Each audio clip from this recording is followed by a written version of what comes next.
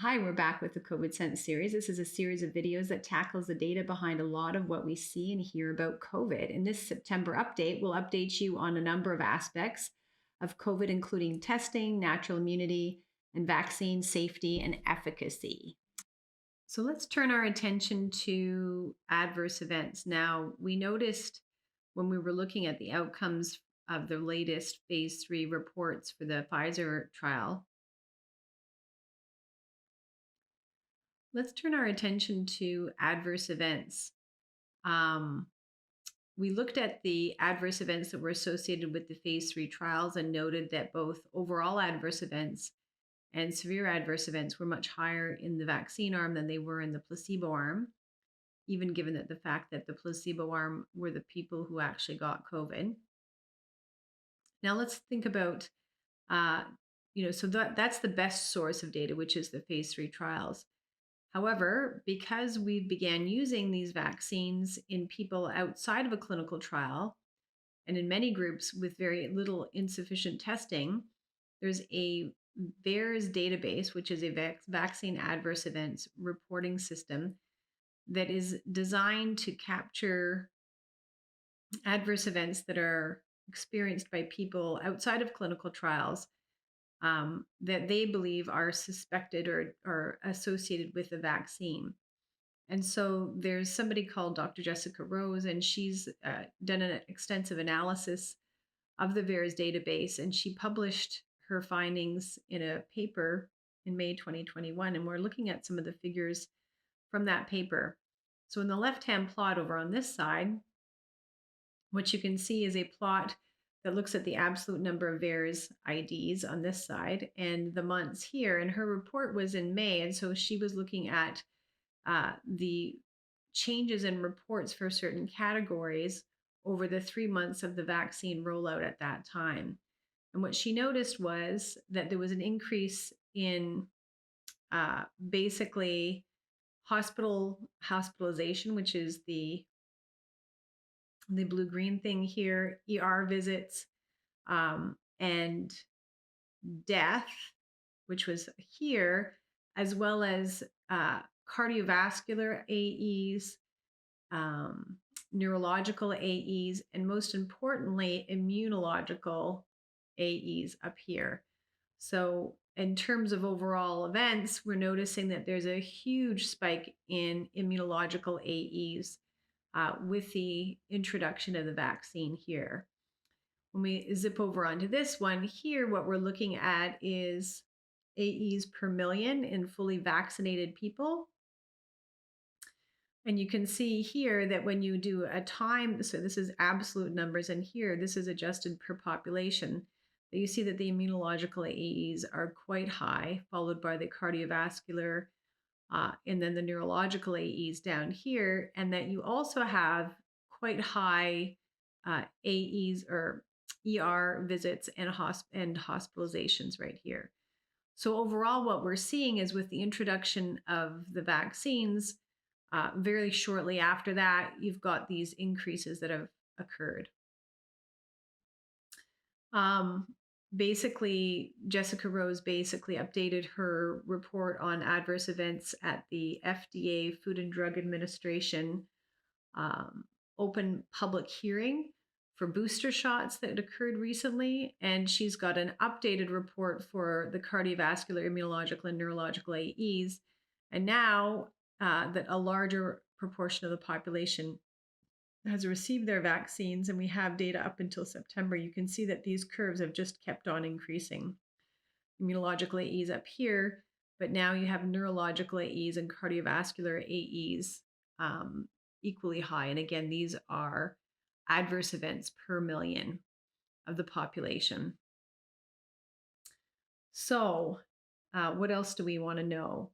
If you actually wonder if these adverse events are high relative to previous years, what she's done is she's plotted all of the vaccine AEs combined from 2011 all the way to 2020 prior to the advent of the COVID-19 vaccines. And then she plotted the 2021 year to date.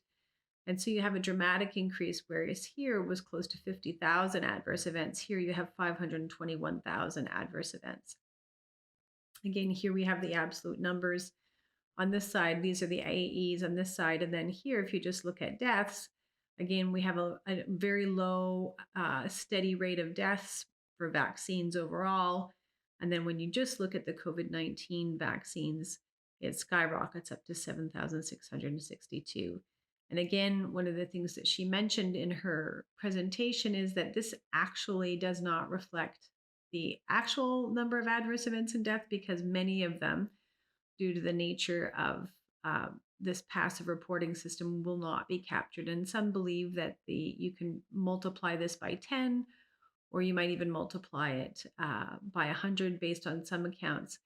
Regardless of the number, we know that what we're seeing here is just a small representation of the actual number of events. So one of the things that we talked about before is that it's very difficult to prove that an adverse event is associated with a vaccine outside of the context of a phase 3 trial. And that's why pharmaceutical companies always want their phase 3 trials to cross over, because then if you wanted to try and say that their treatment or their vaccine caused something, it would be very difficult to prove that categorically.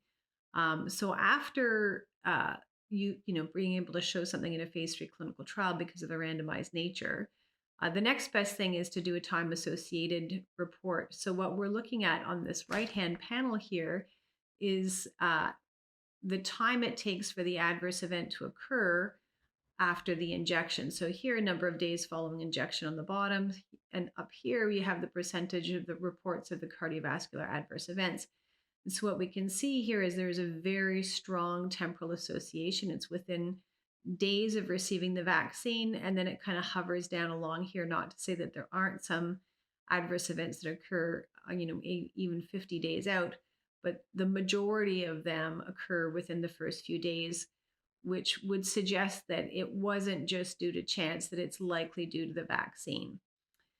So again, that's cardiovascular AEs.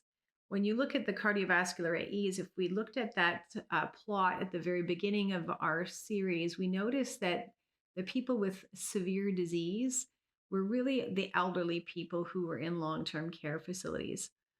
But one of the things that we need to think about, and this is just an example of the plots for cardiovascular, neurological, and immunological adverse events, we're looking at cardiovascular over here, is that instead of seeing the adverse events or the sickness, the morbidity is what you call it, in the elderly population who have very few quality of life years to lose, what we're seeing now is that with vaccination, we're shifting this morbidity left into the younger decades. Now, these are people who have 10, 20, 30, 40, 50 quality of life years left. And now they're going to suffer from a cardiovascular injury related to the vaccine that they wouldn't otherwise have had they been able to encounter the virus naturally. And that's mostly because their innate immune system would have stopped the virus before it circulated widely, whereas the vaccine introduces the pathogenic component, the spike protein, which then travels through the cardiovascular system and is able to cause disease due to the fact that it was administered systemically rather than stopped at the door. So what we're seeing here then is vaccination moves the severe disease from the elderly population and shifts it down into the young, healthy population, thereby causing many quality of life years to be lost, many more than, for instance, if you just had the same adverse event in somebody who was quite elderly.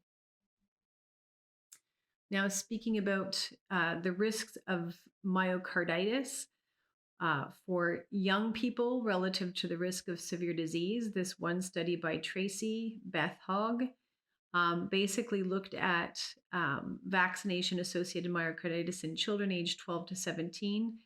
It was a database analysis, and what she found was that boys who were 16 to 17 without medical comorbidities, the rate of cardiovascular AEs was 2.1 to 3.5 times higher with the vaccine than it was for COVID-19 hospitalizations within a 120-day period. So, what we're seeing here is vaccination is actually causing more disease, especially in young people, and especially as it relates to cardiovascular system, than it is helping. So, we have to ask ourselves, why are we doing this? Let's talk about another really key issue when it comes to safety, and that's reproductive safety. And when we're looking at gene therapies, we really have to study them very carefully due to the impact that they can have both systemically, especially whenever you're introducing a gene therapy that causes you to make a pathogenic spike protein, pathogenic meaning that it can cause disease in and of itself. So, here what we have is what we call a biodistribution of the lipid nanoparticles. So basically, the mRNA is delivered into the body through these little lipid nanoparticles, and they travel through the body and they basically accumulate at various places. So here we have a plot that tracks it up to 48 hours, and it talks about, or it looks at all the different places that it accumulates. And you can see that here, the bone marrow, there's an accumulation of this spike protein. And then here in the ovaries. And the reason why that's concerning, there's another plot that shows that there's some accumulation in the testes. And the reason why accumulation of lipid nanoparticles in reproductive organs is such a concern is that these tissues are very sensitive.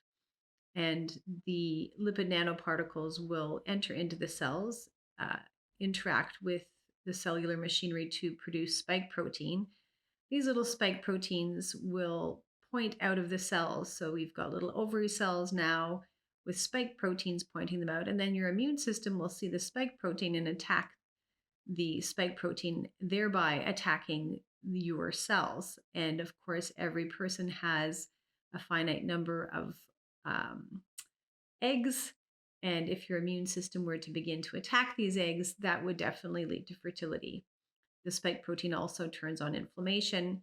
And if any types of inflammation were to occur in these particularly delicate tissues, that also could affect in reproduction. And so, what we really want to do before we would introduce these to people, especially of reproductive age, would be to make sure that there would be no reproductive toxicities. And so, you do extensive studies in this regard. You want to test it very carefully in animals, and then you want to test it very carefully in humans before using it in the general population, as we've done. And when they did do animal tests of mRNA vaccination in animals, what they did see that there was a decrease in fertility. So, why we are introducing this to young people when these studies have not been done, particularly with these vaccines, is a great concern to me. Well, that's all that we have for today. Thank you very much for listening to this series of videos on the September update. We really strive to provide you with a solid evidence in everyday language. So if you like what we're doing, please share our videos, subscribe to our channel, and you can also follow us on Rumble, Twitter, and send us an email. I'll have all of that contact information in the notes section.